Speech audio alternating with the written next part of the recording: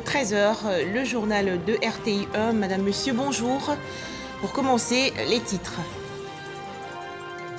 À Lomé, la capitale sénégalaise, les travaux du sommet sur la sécurisation des engrais en Afrique de l'Ouest. Objectif, trouver des solutions pour rendre les fertilisants plus accessibles et abordables.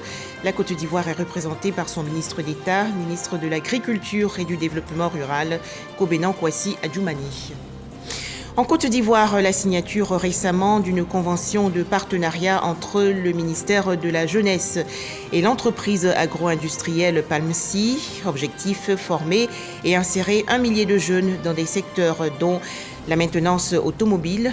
Coût de la formation, plus d'1 milliard de francs CFA. Enfin, au Zimbabwe, les élections générales fixées au 23 août 2023. Bientôt, un nouveau statut pour les fonctionnaires de Côte d'Ivoire. En effet, le projet de loi portant statut général de la fonction publique a été adopté à l'unanimité le 30 mai dernier par les députés membres de la Commission des affaires sociales et culturelles. Le texte présenté et expliqué par la ministre de la fonction publique, Anne-Désirée Ouloto, va améliorer l'emploi, les droits et la gestion de la carrière du fonctionnaire. Les explications, Moussa Konaté. Un nouveau statut pour les fonctionnaires de Côte d'Ivoire adopté à l'unanimité en commission par les députés. 31 ans après, l'État ivoirien se dote d'une nouvelle loi portant statut général de la fonction publique. Le présent projet de statut général de la fonction publique restitue la place du fonctionnaire dans l'action administrative en rappelant qu'il est au service de l'État. Ce statut aura le même mérite d'offrir une perspective de carrière à tous les agents publics, à quelque niveau de la hiérarchie administrative. Le nouvel outil de gestion de l'administration ivoirienne prend en compte les technologies de l'information et de la communication et le contrôle de présence des agents à leur poste. Le tout pour une administration publique modernisée, répondant au principe de l'équité. L'Assemblée nationale a bien perçu la nécessité de faire en sorte que nous soyons une fonction publique de mérite qui reconnaît la performance, qui reconnaît l'efficacité de ces fonctionnaires, qui les encourage et qui garantit leur épanouissement. Tout cela a été passé au peigne fin par la Commission qui a suivi le gouvernement à travers donc ce vote qui a sanctionné nos travaux. La ministre de la fonction publique annonce également la mise en place d'un cadre de concertation permanent avec les députés afin de mieux échanger sur les questions visant à rendre les actions administratives plus performantes. Toujours en Côte d'Ivoire, l'adoption du projet de loi portant classification et immatriculation des routes. Le texte a été adopté récemment par la Commission des affaires économiques et financières du Sénat. Cette nouvelle loi permet donc d'identifier clairement les différents types de routes, notamment les routes nationales, les autoroutes et autres voies rapides. Les explications détaillées de Kader Sogodogo de RTI Bouaké. Amédée Kouakou, ministre de l'Équipement et de l'Entretien routier, expose devant la Commission des affaires économiques et financières du Sénat sur un projet de loi portant classification et immatriculation des routes de Côte d'Ivoire. Dans la vision du président Alassane Ouattara, la décentralisation a une place importante. Mais il faut savoir, parmi toutes les routes qui sont en Côte d'Ivoire, quelles sont les routes qu'on peut appeler routes nationales, quelles routes on peut appeler une autoroute, quelle route on peut appeler une voie rapide, quelle route on peut appeler une route départementale, et qu'est-ce qu'on peut appeler une route à l'intérieur d'une ville ou une route qu'on peut appeler une route privée. Alors, dès lors que vous finissez de mettre les routes, chacune dans sa catégorie, c'est très simple de savoir comment on l'entretient. Une route nationale, vous savez que ça doit être du ressort de l'État. Une route départementale, évidemment, on a des conseils régionaux. Échange sous forme de questions-réponses. Vote à main levée et adoption à l'unanimité. Un passage devant les sénateurs qui a permis d'annoncer la fin quasi des travaux de l'autoroute Tébissou-Bouaké. La Commission des affaires économiques et financières du Sénat est présidée par le sénateur Moïse Koumoué Kofi. Direction à présent Lomé, la capitale du Togo, qui accueille le sommet sur la sécurisation des engrais en Afrique de l'Ouest. Les participants, notamment les pays ouest-africains et du Sahel, cherchent des solutions pour rendre les fertilisants plus accessibles et plus abordables. La Côte d'Ivoire est représentée par son ministre d'État, ministre de l'Agriculture et du Développement rural, Kobenan Kwasi Adjoumani. À cette table ronde de haut niveau, ici à Lomé, le ministre Kobenan Kwasi Adjoumani, qui représente le président Alassane Ouattara, a résumé le faible niveau d'utilisation des engrais en 3 points essentiels.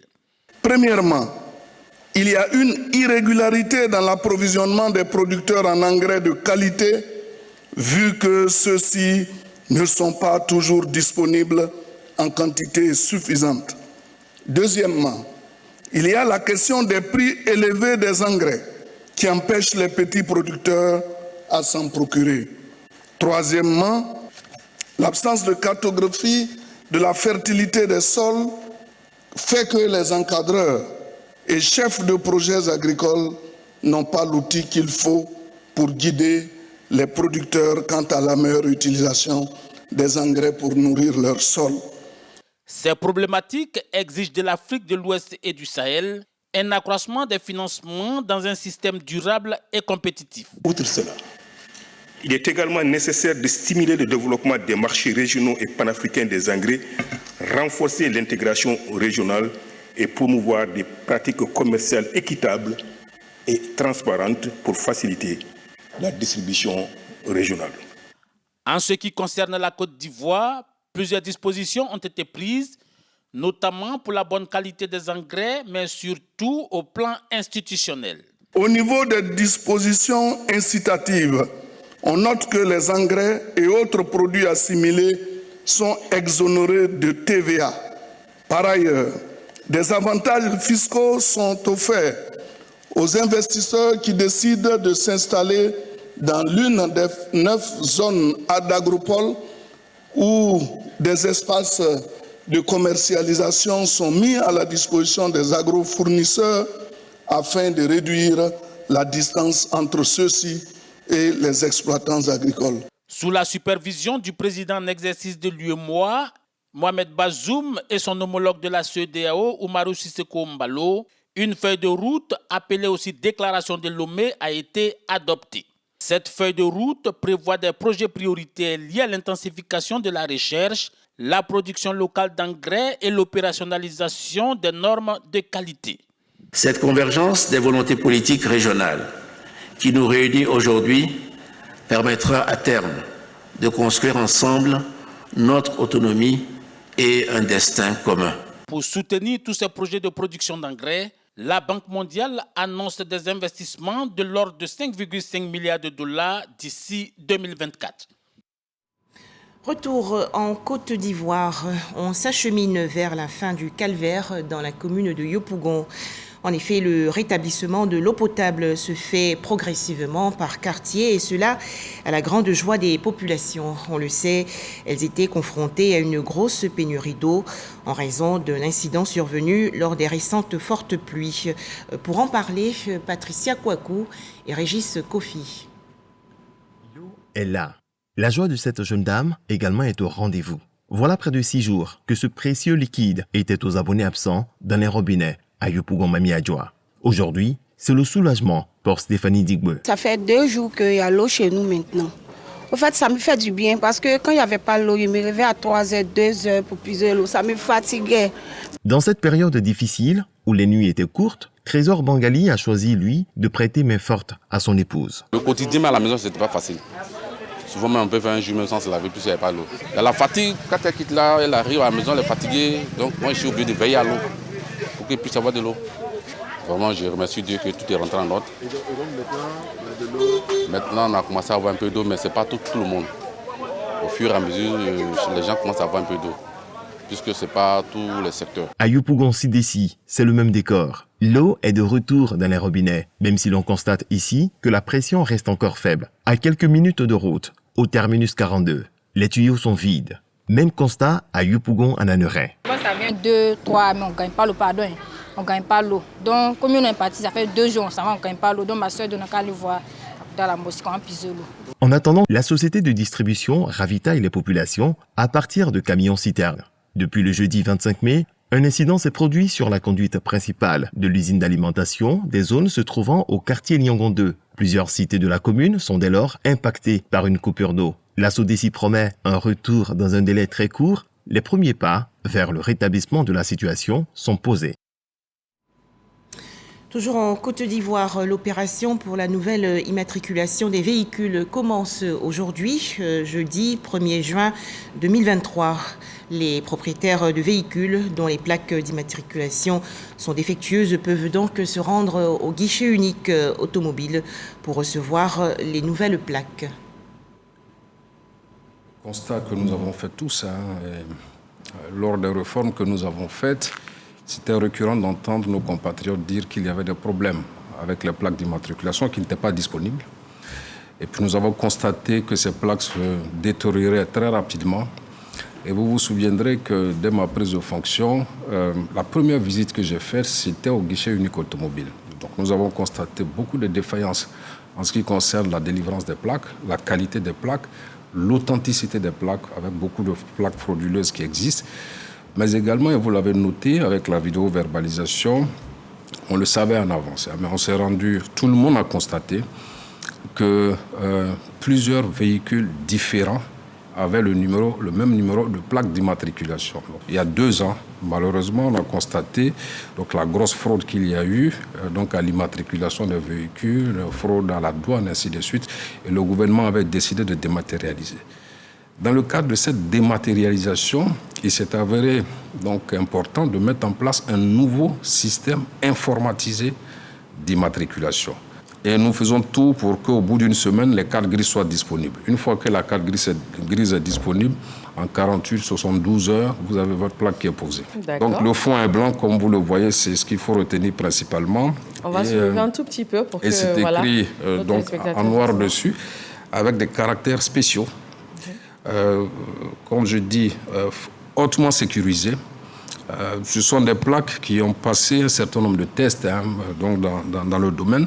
Faites voir. Dans le domaine, notamment ce qu'on appelle donc la norme BS, donc qui est une norme avec des exigences de tests. C'est 9 tests qui sont faits donc, sur ces plaques-là pour le choc, la corrosion, les intempéries, les solvants, parce que vous avez constaté aujourd'hui que les plaques que nous avons, parfois, au bout de 3 mois ou 1 an, les plaques sont plus illisibles. Oui. Donc c'est pour corriger un peu tout ceci qu'on a décidé de passer donc, à des normes internationales beaucoup plus strictes. Il ne s'agit pas pour ceux qui ont déjà donc, des plaques d'immatriculation authentiques, lisibles, de changer leurs plaques. Donc les plaques ne sont pas à changer. C'est un système d'immatriculation initiale des véhicules. Donc, ceux qui ne sont pas encore immatriculés, donc, ils auront donc de nouveaux numéros. Progressivement, avec la détérioration des plaques, ainsi de suite, les uns et les autres pourront donc changer de leurs plaques. Le coût ne change pas. Nous allons commencer sur Abidjan. Et nous avons pour objectif de nous déployer sur l'ensemble du territoire dans les 3 à 4 mois à venir. Mais très rapidement, certaines grandes villes comme Daloa, Korogo, Bouaké et Yamoussoukro vont voir d'ici 1 mois les centres ouverts pour que les plaques donc, puissent être faites directement donc, là-bas sur le terrain. Voilà, le ministre des Transports Amadou Koné était hier l'invité du journal de 20h. Dans l'actualité nationale également, la signature récemment d'une convention de partenariat entre le ministère de la Jeunesse et l'entreprise agro-industrielle Palmsy. Il s'agit de former et insérer 1 millier de jeunes dans les domaines de la maintenance automobile, du bâtiment et de la sûreté. Coût de la formation, plus d'1 milliard de francs CFA. Les explications détaillées de Khalil Diomandé et Sephora Zegui. Une enveloppe de 1,118 milliard de francs CFA consacrée à un nouveau projet de formation-insertion au profit de 1104 jeunes. C'est le fruit d'un partenariat entre le ministère de la Jeunesse et la société agroalimentaire Palmsy, dont la contribution financière s'élève à plus de 686 millions de francs CFA. Le programme concerne les domaines de la maintenance automobile, l'usine, la sûreté et le bâtiment. La cible, c'est les jeunes âgés de entre 16 et 40 ans, du niveau CM, CM2 à la terminale. Cette formation se fait sur les sites de production de Pansi, notamment à Grand Lao, à Boisseau et à San Pedro. Les jeunes seront, logés sur ces différents sites-là. Oui, nous souhaitons le réaliser en collaboration avec le ministère de la Jeunesse. Nous souhaitons apporter ce souffle nouveau-là à la jeunesse de Côte d'Ivoire. Aider un jeune en détresse, c'est bien.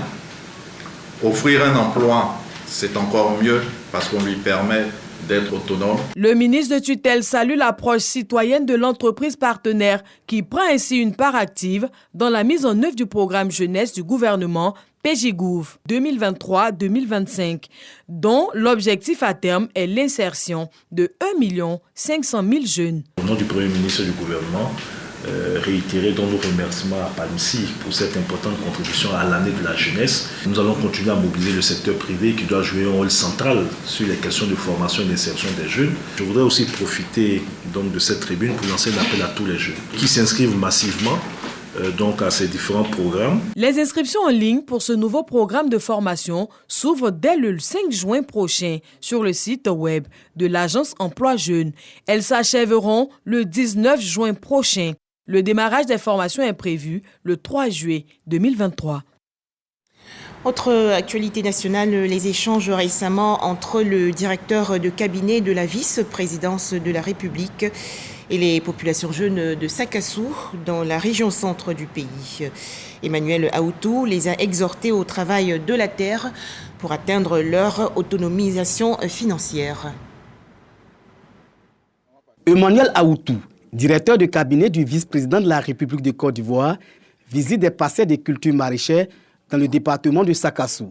Ces parcelles de tomates et d'aubergines sont les propriétés de la coopérative Patikpa. Cette coopérative a déjà reçu un accompagnement en semences et en intrants de la part d'Emmanuel Aoutou. Cette visite vise à voir de plus près le travail de ces jeunes qui décident d'approvisionner la Côte d'Ivoire en produits maraîchers. Nourrir les hommes, c'est devenu un enjeu, un défi pour le monde. Le riz et les céréales de façon particulière et les maraîchers. Il y a des pays qui en importent.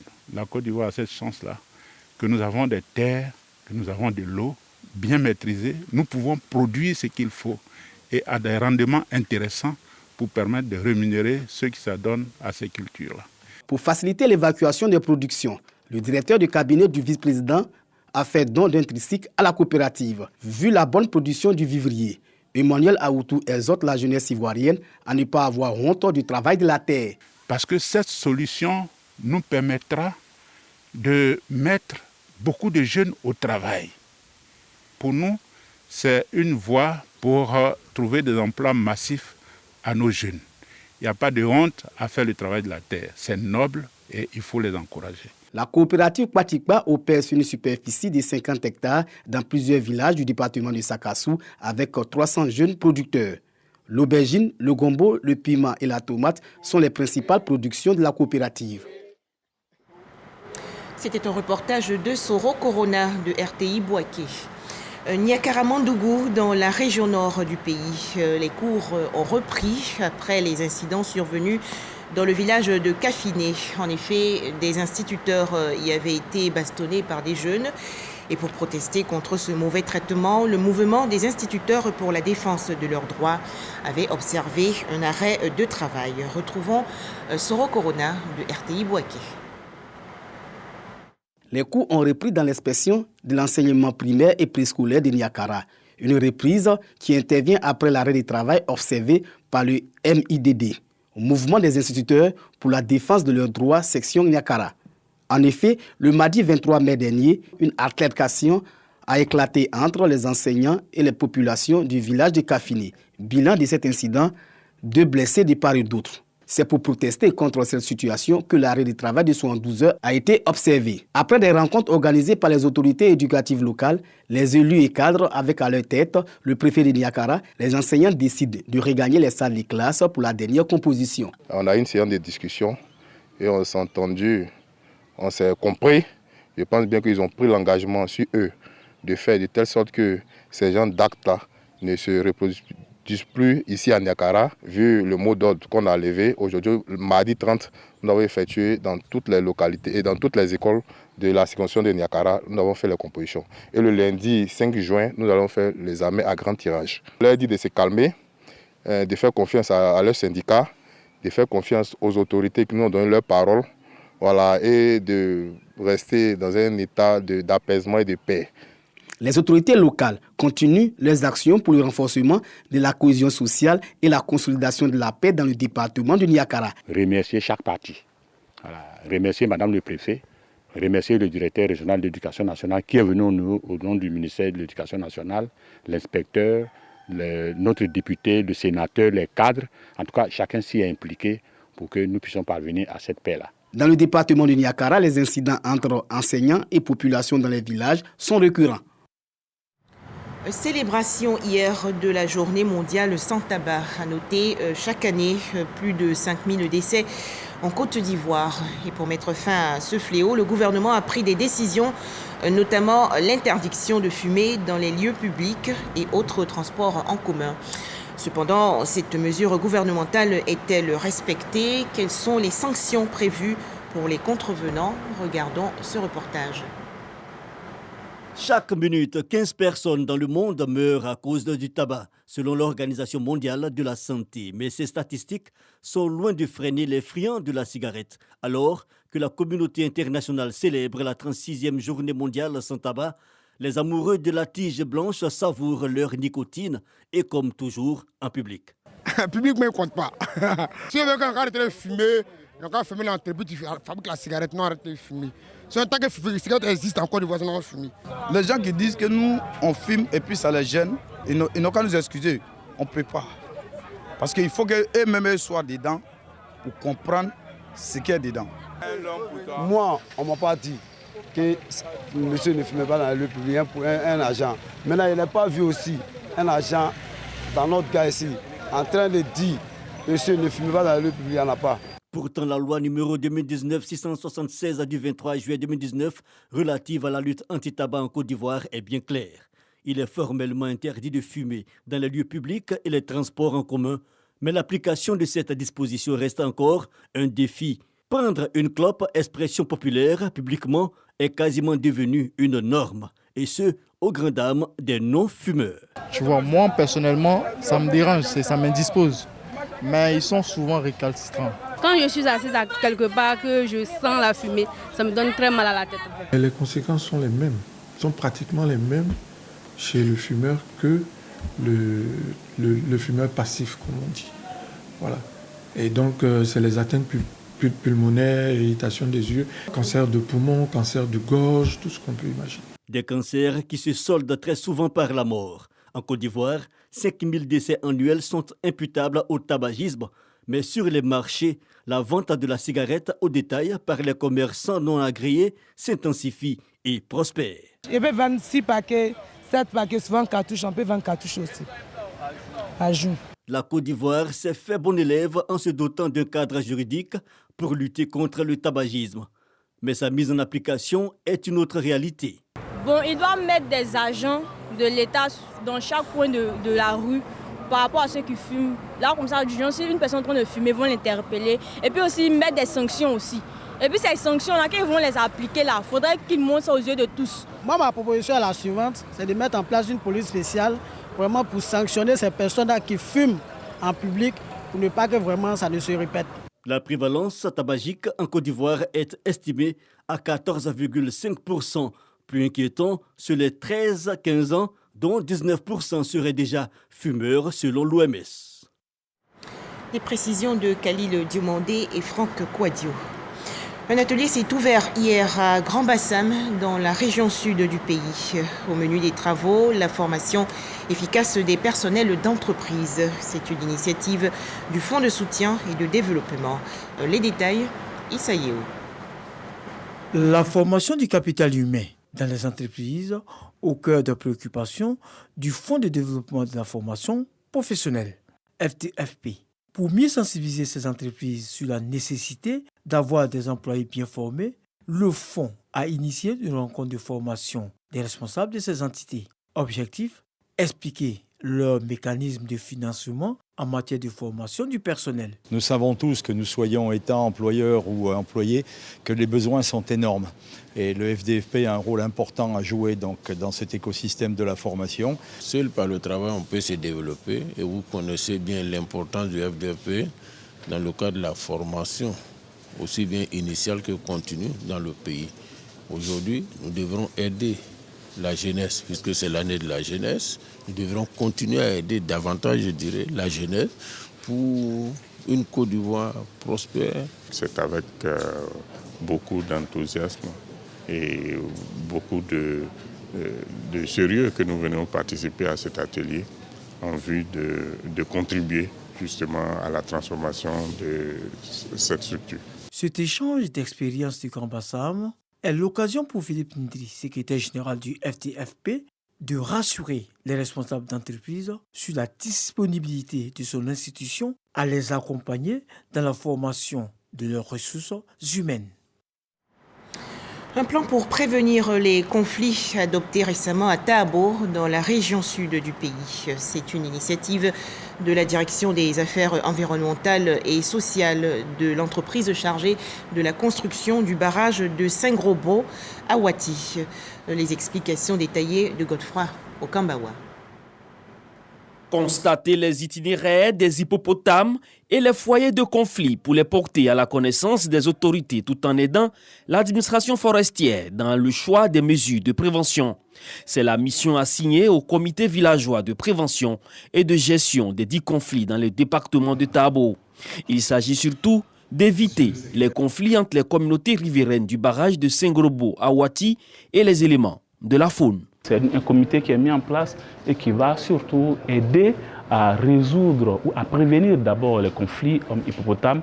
Par la suite, en cas de conflit, on ne le souhaite pas, à trouver des mécanismes de gestion donc, de ces conflits.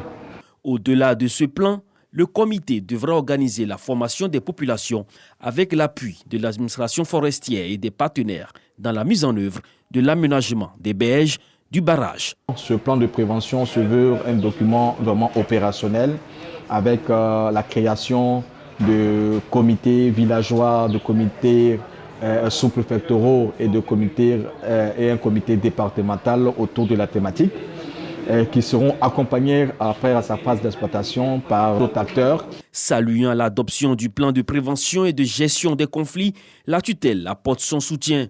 Le secrétaire général de préfecture de Tabo, Djibril Traoré, se félicitant du consensus qui a abouti à l'adoption du plan, appelle les membres des comités à se l'approprier en le rendant dynamique pour préserver l'environnement. Dernier point concernant l'actualité nationale, le 4e gala de charité de l'organisation non gouvernementale Les Merveilles du Guémont. Il s'agissait pour cette ONG de collecter des fonds pour aider les cantines scolaires de la région du Guémont, dans l'ouest du pays.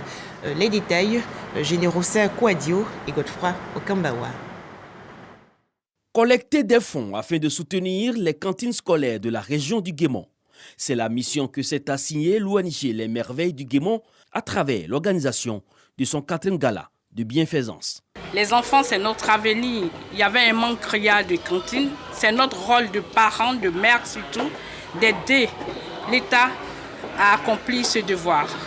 Nous envisageons de servir 40 villages. Donc nous demandons encore la mobilisation de nos cadres et parents de nous aider à accomplir cette mission.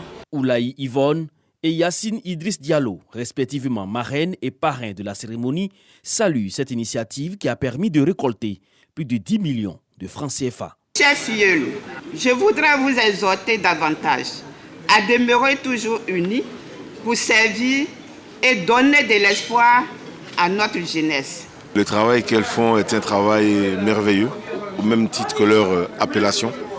Et je les encourage à continuer et nous ferons toujours tout pour les accompagner. Ce qu'elles mettent au service des enfants de la région, au service des cantines, au service des écoles, au service des orphelins, c'est un travail que personne d'autre ne fera à leur place. Créée depuis 2017, l'ONG Les Merveilles du Guémont veut semer les graines de l'amour dans la région à travers ses actions.